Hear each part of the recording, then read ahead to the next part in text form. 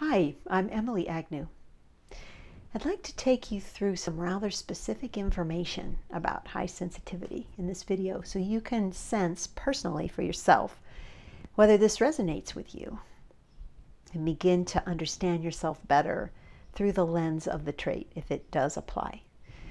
Sensitivity was first discovered by a psychologist and researcher named Elaine Aron.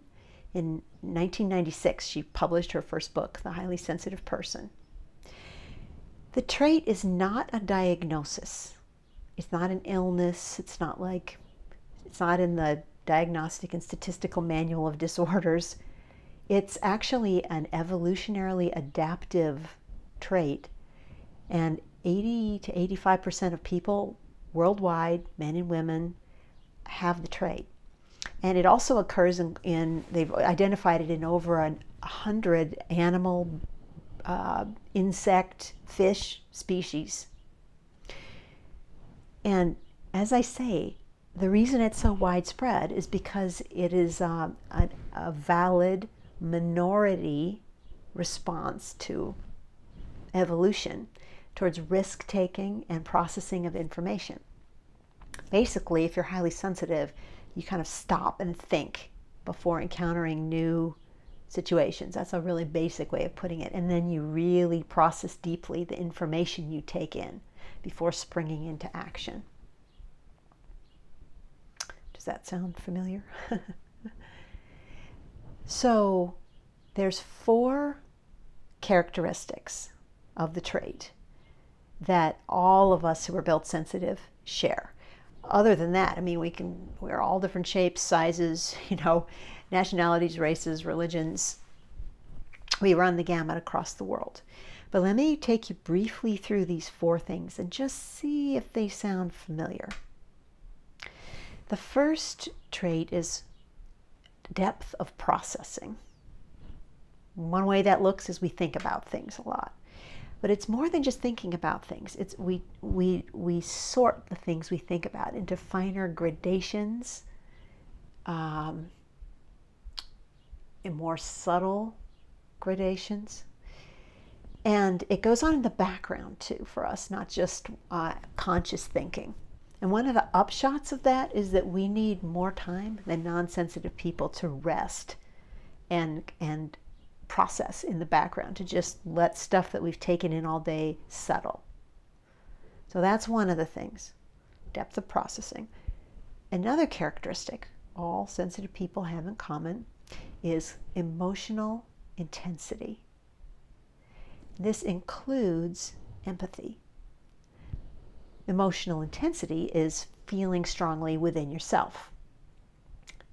You may have first realized that you felt more strongly than other people when you heard other people say, "Why are you taking this so seriously? Lighten up, you're so intense." Sometimes we learn it in a relative way. And the empathy piece, you may have just noticed that you're very strongly affected by other people's emotions and moods, and that you can pick up on what they're feeling very strongly. We can be very attentive to other people, which can be a good thing. It can also be tiring.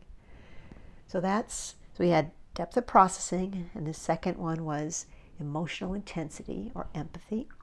The third one is sensory sensitivity, which also includes sensitivity to subtlety.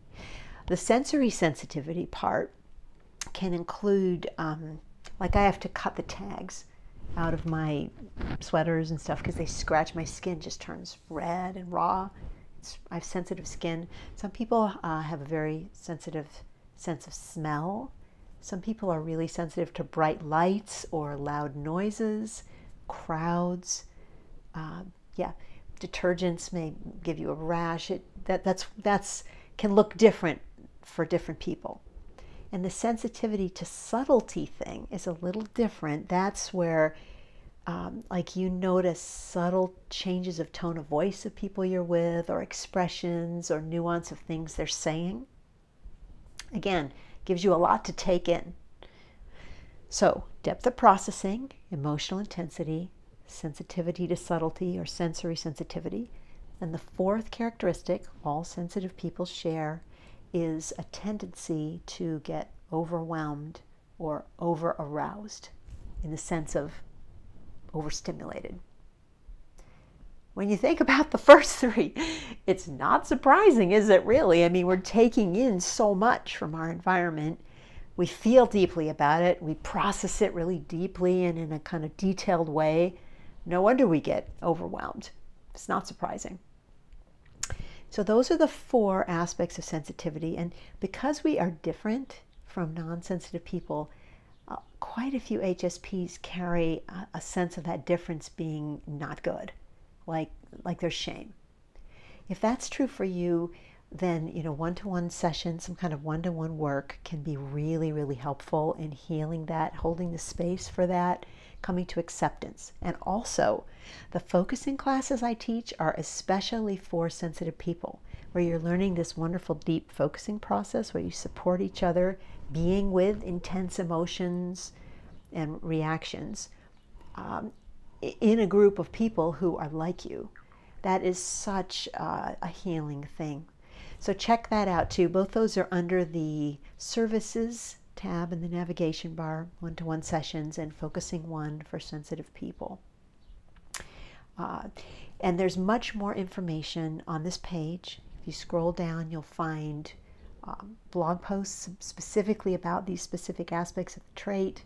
There's videos, first aid for specific situations you may find yourself in, like getting over-aroused, and more.